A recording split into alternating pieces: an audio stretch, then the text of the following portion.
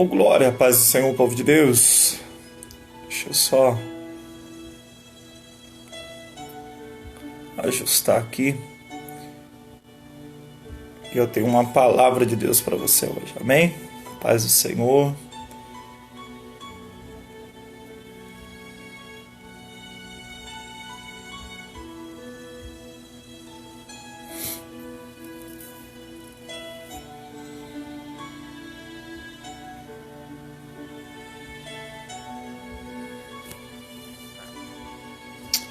Glória a Deus. A paz do Senhor, meus queridos.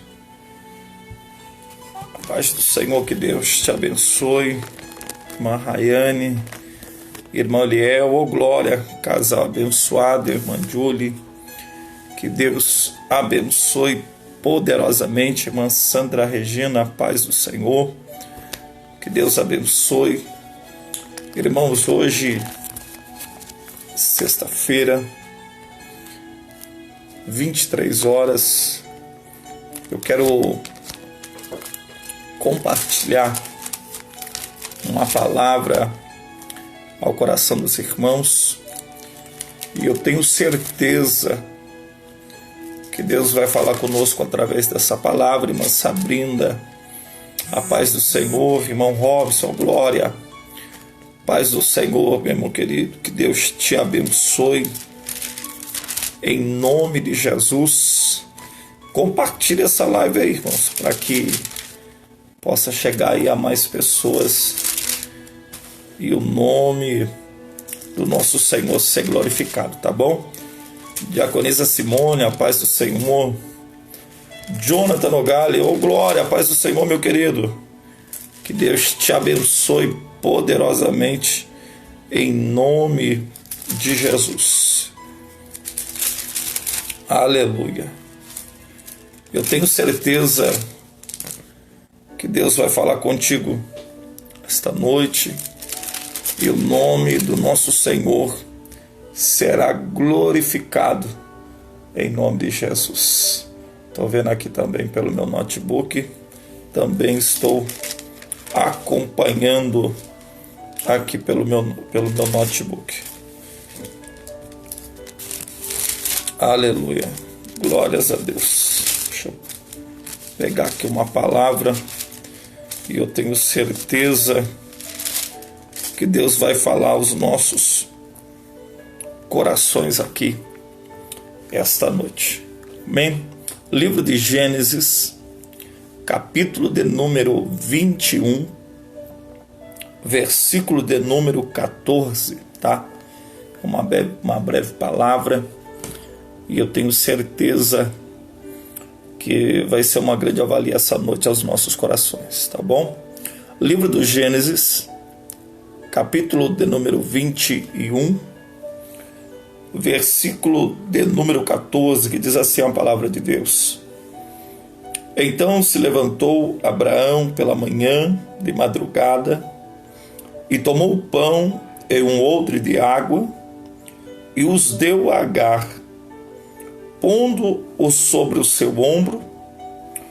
Também lhe deu o menino e despediu-a.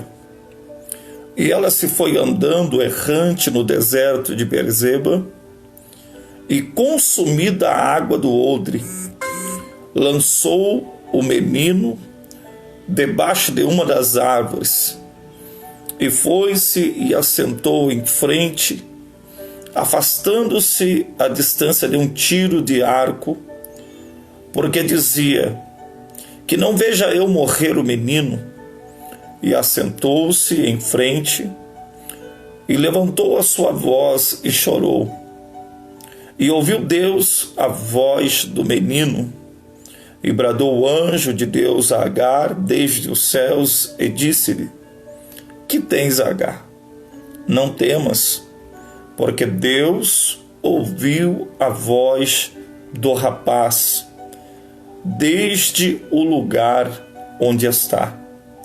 Ergue-te, levanta-te o moço e pega-lhe pela mão, porque dele farei uma grande nação.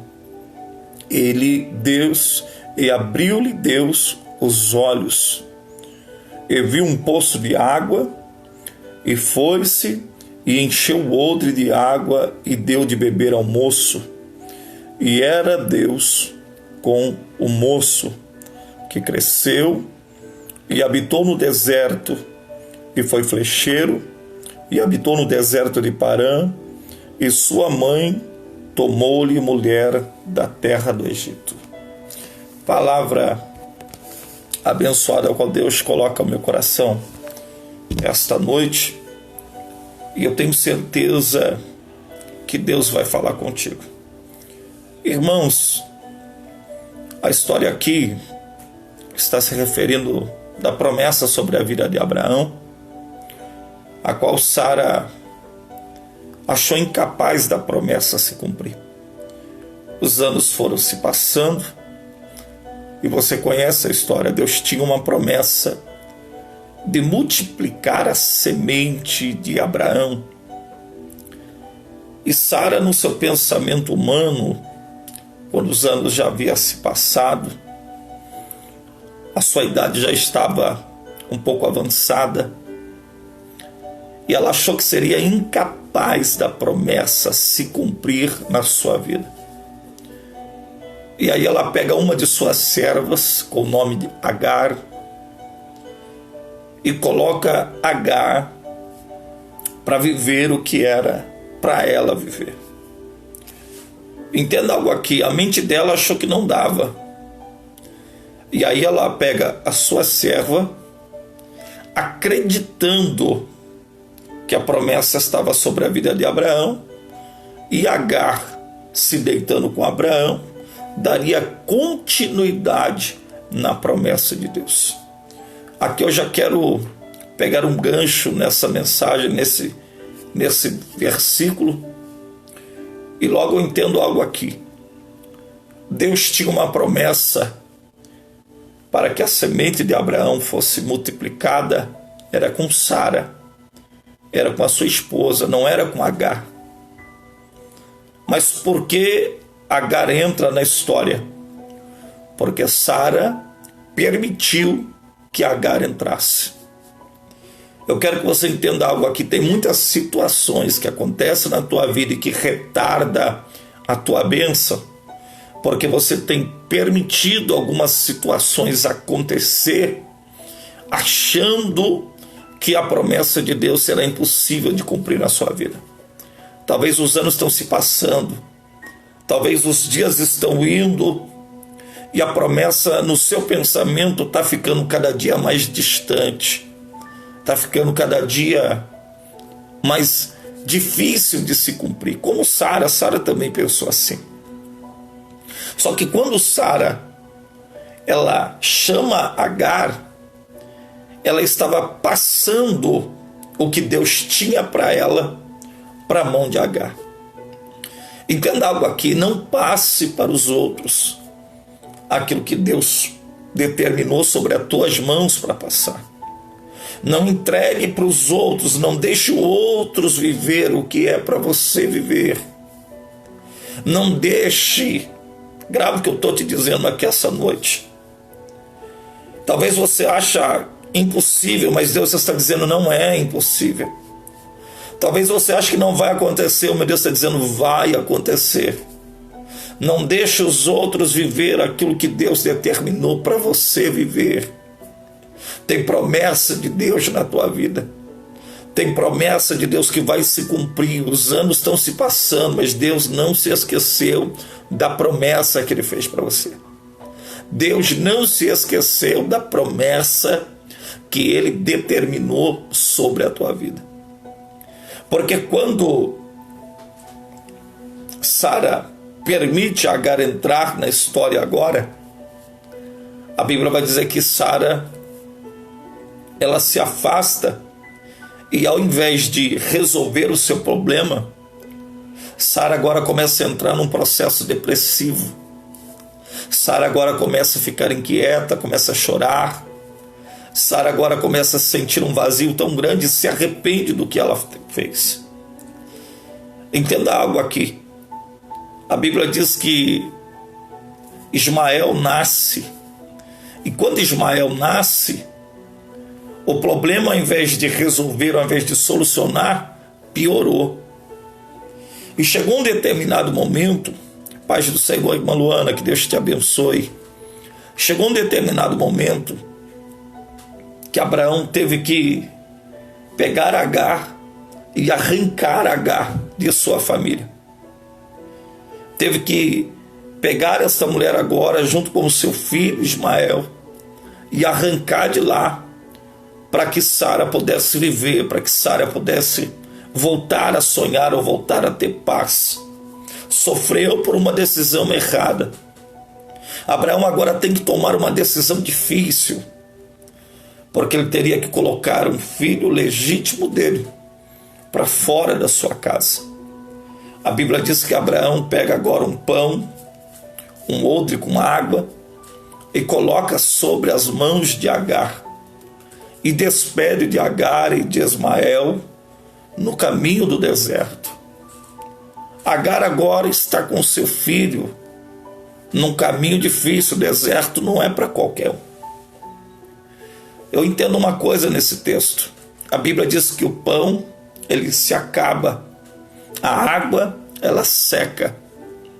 E logo Agar vai começar a ficar desesperada. Entenda algo aqui. O pão que Abraão estava dando para ela, o pão, o que o pão representa para nós?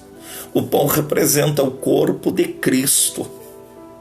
Você pode notar comigo que o adversário da nossa alma, ele não usa o pão para nenhum tipo de trabalho, para nada. Por quê? Porque o pão, ele representa o corpo de Cristo. A água que foi dada na mão dela, no livro de João, capítulo 4, você vai ver a história da mulher samaritana. E quando Jesus encontra com aquela mulher no poço, Jesus pede um pouco de água para ela, e aquela mulher fala: como pode, sendo tu, judeu, pedir água para mim que sou samaritana? Porque havia uma rincha, havia um problema sério da separação, de uma guerra longa entre eles. E aí Jesus olha para aquela mulher e diz: ei, mulher, se você soubesse quem está na tua frente, se você beber desta água aí, mulher, você vai continuar tendo sede. Mas se beber da água que eu tenho para te dar, nunca mais tornará a ter sede. Então entenda algo aqui. Aquele pão que Abraão deu e um odre com água estava representando o corpo de Cristo e Jesus através daquela água sobre a vida de Agar. Só para que o pão e a água permanecessem intactos, você tem que multiplicar o reservatório. E como eu multiplico o pão? E como eu vou manter a água do meu lado? Se o pão representa Cristo, como eu tenho o Cristo do meu lado? Buscando a Ele todo dia. Mas sabe qual é o erro de muita gente? É que ela pega o seu reservatório e não se preocupa em encher ele. Ela só vai consumindo. O dia a dia ela vai consumindo. Por isso que eu disse aqui no começo, quando começou essa pandemia, quando começou esse problema de proibir os cultos, e aí eu me vi muitos pastores dizendo: não, tem que parar os cultos, tem que respeitar as autoridades. E hoje eu estou vendo muitos agora fazendo culto, burlando lei, burlando o sistema, mas quando iniciou estavam lá aplaudindo e dizendo que aquilo era bom. E logo de início tem uma live, se você pegar uma live minha lá de trás, você vai ver eu falando que eu não concordava com aquilo. Por quê? Porque nós não podemos ficar sem pão. Eu vi muitas pessoas dizer assim: igreja somos nós. Tudo bem, eu concordo, a Bíblia diz. Só que a igreja é lugar de você manter o pão da vida, manter Cristo contigo. Por quê? Dentro da tua casa é muito difícil você buscar como buscava na igreja. Dentro da tua casa, a primeira semana você poderia até orar, jejuar, buscar, mas depois os dias foram se passando. A mente foi sendo bombardeada por informações terríveis. E muitas pessoas hoje estão totalmente desesperadas. E entenda algo aqui: quando o desespero entra, você não consegue ver Jesus, você não consegue mais buscar Cristo, você não consegue confiar no Deus que te chamou. Porque quando o pão acabou na mão de Agar e a água secou, a Bíblia diz que essa mulher fica tão desesperada que ela pega o seu filho e coloca ele debaixo de uma árvore e some para não ver o menino morrer. Porque a situação que ela estava era desesperadora. Então ela sabia que o desespero só levava ela à morte. Então o que ela fez? Ela se entregou. Ela deixou o menino para morrer. Entenda algo aqui. Você não pode se entregar, você tem que confiar. Mas como vai confiar se não tem mais pão? O pão acabou. Você precisa buscar. Você precisa descer à olaria de Deus. Você precisa se levantar nessa noite, se revestir com as armaduras de Deus. Eu costumo dizer, quando o apóstolo Paulo, ele estava preso, e mesmo preso, ele entende a necessidade de escrever uma carta ao povo de Efésios, dizendo assim: no demais, irmãos meus, revesti-vos de todas as armaduras de Deus, para que possais resistir contra as astutas ciladas do diabo. Entenda-lo aqui, a palavra astuta cilada do diabo significa armadilhas sabiamente montadas. Ou seja, o diabo sabe aonde ele está montando um laço, uma armadilha, uma emboscada para te parar, para te pegar, para te destruir. Porque nós não somos super-heróis. Todos nós temos fraqueza, todos nós temos medo. Mas qual é o que faz a diferença na nossa vida? É o Deus que nós servimos. O que faz a diferença na nossa casa é o Deus que nós servimos. Mas para você entender isso, você precisa ter Deus contigo. Você precisa estar com Ele a cada momento. Você não pode deixar acabar. Você não pode deixar a água secar.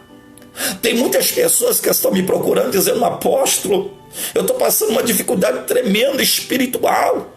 Eu não consigo mais buscar da forma que eu buscava. Eu não consigo orar da forma que eu orava. Sabe o que é isso? Está acendendo a luz do alerta. Você precisa entrar num propósito de consagração com Deus.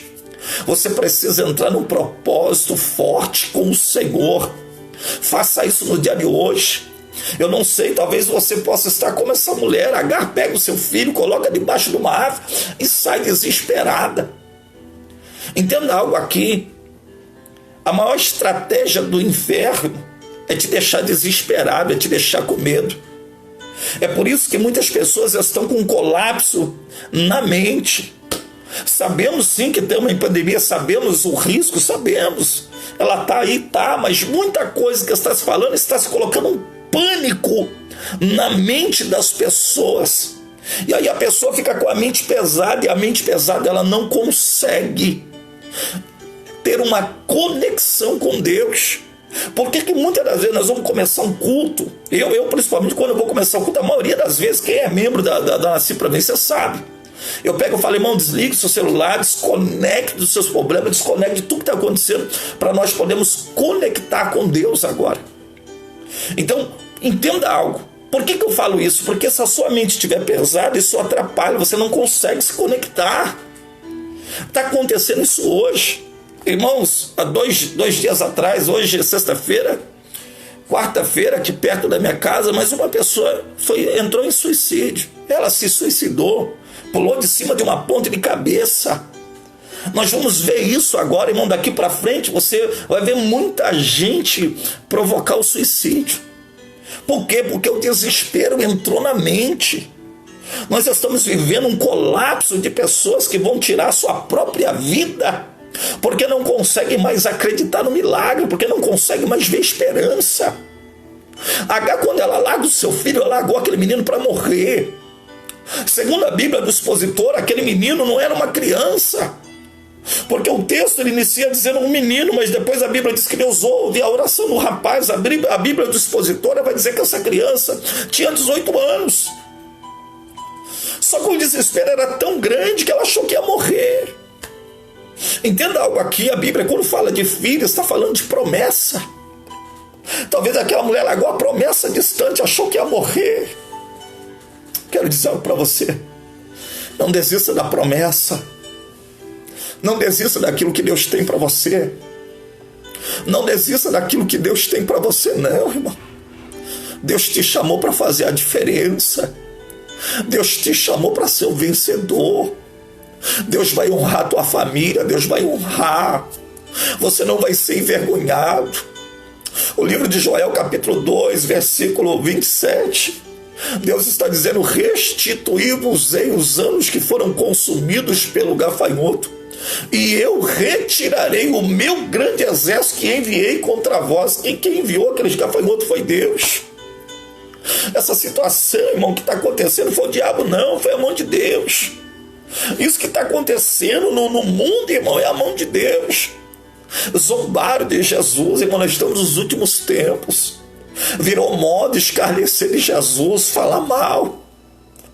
Irmão, nosso Deus é terrível. Mas Deus falou para o povo no livro de Joel: olha, eu vou restituir, e o meu povo não será envergonhado. Lê lá Joel capítulo 2, versículo 23. Mas sabe por que Deus ele volta atrás e ele entra agora com uma restituição?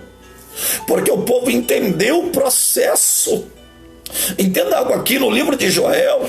É uma palavra pós-exílio, quando eles tinham retornado da Babilônia. Quando eles retornaram da Babilônia, as coisas começaram a melhorar, as coisas começaram a caminhar. Então estava tudo bom, mas qual era a responsabilidade do povo na volta? Lembra Isaías 45? Que Deus faz uma promessa para Ciro. Ciro não era crente, mas Deus fez uma promessa tão linda para ele. Por quê? Porque ele soltou 50.000 escravos que estavam com ele com uma tarefa. Qual era essa tarefa? Reconstruir o templo de Deus. A tarefa era reconstruir o templo, porque precisava do templo para adorar. O povo tinha que entender que eles necessitavam de adorar a Deus. Só que quando eles voltam, as coisas começaram a melhorar. Em vez de ele cultuar: hoje no culto não, estou cansado, amanhã eu vou. Aí começaram devagarzinho, começaram a parar de ir na igreja, foram acontecendo e multiplicando, comprando máquina, porque a produtividade estava a 1000, fazendo tanta coisa. De repente Deus começou a tratar. De repente a terra secou, não havia mais chuva. De repente eles começaram a olhar e falaram: não, eles tentaram invento aqui, tenta arrumar água. Aí Deus foi apertando. Onde Deus manda as pragas do gafanhoto, meu irmão, aquilo foi destruído de uma tal forma que começou agora a ficar todo mundo triste, desanimado. Nem o sacerdote daquela época não queria nem fazer culto, porque não tinha mais recurso. As pessoas não queriam mais semear, as pessoas não viam saída. Aí Deus levanta o profeta Joel e ele começa a chamar um por um. Primeiro ele fala assim: ei, vocês lembram dos anciões no tempo lá, no tempo de Moisés, no tempo de Abraão? Eles viram isso acontecer lá atrás? Não, por que não? Porque Deus era prioridade. Aí depois ele começa a pegar classe por classe e pega todas as áreas. Ele diz: povo, não é a hora de rasgar as vestes. Ele estava dizendo: não adianta você aí querer se vestir de saco, fazer tanta coisa e não rasgar o seu coração para Jesus. Sabe o que está acontecendo no dia de hoje? As pessoas já estão querendo mostrar para os outros que elas estão se humilhando, e quem precisa ver essa humilhação é Jesus, meu irmão. É por isso que o Joel olhou, irmão, ele pega os sacerdotes assim: vocês vão orar, vocês vão passar a madrugada orando. E ele deixa bem claro, diz assim: ó, e não é tempo de rasgar a veste, é tempo de rasgar o coração, é tempo de se render de corpo e alma para Cristo. Entenda algo aqui: hoje é tempo de você rasgar o seu coração para Cristo. É tempo de você se humilhar. Lá no livro de 2 Crônicas 7, se o meu povo, que se chama pelo meu nome, se humilhar e se converter dos seus maus caminhos, então eu ouvirei do céu e sararei a vossa terra. Entenda algo aqui: se humilhar para Jesus, se humilhar de corpo e alma e se converter. Então, o que ele está dizendo, irmão? Tem que haver uma conversão. Tem que mudar as suas atitudes, tem que mudar o seu jeito, tem que mudar a sua forma, tem que mudar tudo. Tem muitas pessoas que estão com Cristo, mas não são convertidas, não sabem nem o que é conversão. Hoje em dia virou moda falar: eu sou evangélico, eu sou gospel, mas continua com práticas mundanas. Continua fazendo coisas que desagradam a Deus. Continua cocheando em dois pensamentos. Continua servindo a Baal e servindo a Deus. Irmão, não pode, irmão. É noite de você entrar num propósito forte com Deus. Porque quando aquele povo entendeu o propósito, começaram a orar, os sacerdotes começaram a orar, o povo começou a orar, declararam um jejum total. E aí a Bíblia diz que Deus se manifestou. E Deus disse: eu vou mudar a situação desse povo. As eiras vão se encher de trigo de novo. Os lagares vão voltar, os rios vão voltar. Eu quero determinar sobre a tua vida que a tua história vai mudar. Você vai voltar a ter paz, você vai voltar a ser próspero, a tua finança vai melhorar. Deus vai mudar a sua situação. Deus vai mudar a tua história. Mas entenda algo aqui. Eles estavam agora, Deus falou que ia arrancar a praga e Deus arrancou. E Deus falou para eles: olha, eu vou mandar a chuva seródia e a chuva temporã. Deixa eu falar algo para você aqui. A chuva seródia é uma chuva que vem fora do tempo. E tudo aquilo que vem fora do tempo dá uma pancada forte. A terra precisava da água, da chuva, para poder germinar semente. Só que detalhe, Deus falou: eu vou mandar a chuva, mas vocês precisam acreditar e plantar uma semente. Vocês precisam acreditar e plantar uma semente no tempo da guerra, no tempo da adversidade. Eu falar para você, semear no altar de Cristo quando está tudo bem, é fácil. Quero ver você semear no altar, semear na terra, no momento de crise, no momento de adversidade. É isso que Deus estava falando com o povo: olha, está uma destruição por todos os lados, mas se vocês acreditar que eu vou mandar a chuva seródia, vocês vão viver um novo tempo. Vocês vão viver um tempo de paz, um tempo de abundância. Só que eles começaram a olhar e dizer assim: não tem como, nós não temos mais ferramenta. A ferramenta, as enxadas enferrujaram, as máquinas se acabaram, não tem mais. Aí o texto diz assim: ei, diga ao fraco, eu sou forte. Diga ao fraco, eu sou forte. Aleluia. E aí logo o profeta Joel olha para ele: então vamos fazer o seguinte, já que a ferramenta para arar o campo está estragada, pegue essas enxadas e nós vamos transformar ela em uma espada. Lê o texto de Joel que você vai entender. Pega a enxada e troca por uma espada. Deus já estava dizendo para eles: no tempo da guerra, no tempo da adversidade, eu vou ensinar vocês a conquistar, porque espada é para conquistar, espada é para guerrear. E ninguém luta a troco de nada, você só luta a troco de uma grande vitória. Então nesta noite, Deus está trocando a ferramenta da tua mão. Deus está arrancando a enxada, Deus está arrancando o tempo de escassez e está colocando uma espada nas tuas mãos, uma espada de valente. Nesse tempo de Cristo, vai levantar a tua cabeça hoje e tu vai voltar a conquistar. Tu vai tomar posse de coisas que estavam paradas. Há muitas coisas que estavam paralisadas na tua vida. E o meu Deus, nesta noite, está liberando uma autoridade tão grande sobre você. E você vai começar a conquistar. Você vai começar a tomar posse. Entenda algo aqui, é um tempo, irmão, difícil para muita gente, mas se você acreditar naquilo que Deus tem determinado, e se você tiver ousadia e acreditar no poder de Deus, tu vai viver coisas sobrenaturais. Porque Agar estava desesperada. O momento não era para ela ficar desesperada, o momento era para acreditar no seu Deus. Ela fica desesperada, larga o menino. No entanto, que quando ela está lá na frente, o anjo se manifesta. O anjo olhou e disse assim: ei, Agar, calma aí, para aí. Eu ouvi a oração, mas não foi a oração de Agar, não. Eu quero dizer algo aqui para você. Deus não ouve a oração de quem abandona, mas Deus ouve a oração dos abandonados. Pega isso aí, pega isso aí que é do trono de Deus para você. Deus não escuta a oração de quem abandona. Pessoas que te abandonaram, viraram as costas para você, falar mal de você, ainda diz que é crente. Deus não ouve essas orações. Deus não ouve a oração de quem abandona. Grave o que eu estou te dizendo. Mas Deus escuta a oração daquele que foi abandonado, daquele que foi deixado para trás.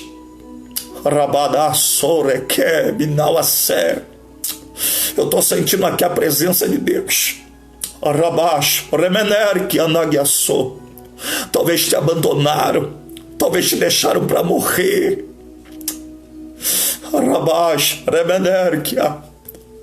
Porque Ismael também tinha promessa.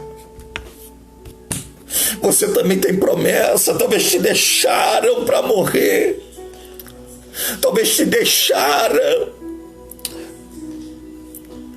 Oh, Ramandas, o Reberque, Anagiaçou.